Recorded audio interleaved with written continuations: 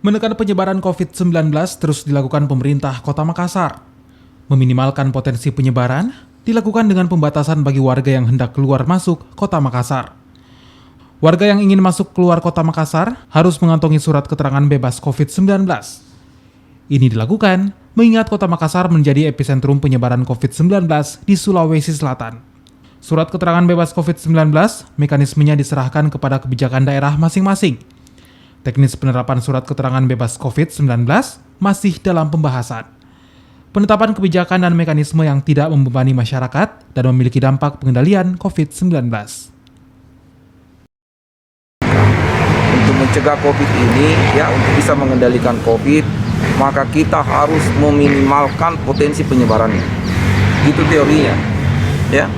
Nah, salah satu yang bisa kita lakukan untuk meminimalkan potensi pergerakan adalah menjaga orang terlalu banyak bepergian. Itu yang pertama. Kemudian yang kedua, tujuan pembatasan ini adalah kita tahu Makassar itu adalah epicentrum penyebaran COVID di Provinsi Sulawesi Selatan. Ingat, Provinsi Sulawesi Selatan adalah penyangga pangan nasional. Ya, kita harus jaga daerah-daerah penyangga tersebut beraktivitas ekonominya, kalau perlu jalan semaksimal mungkin. Makanya kita harus jaga.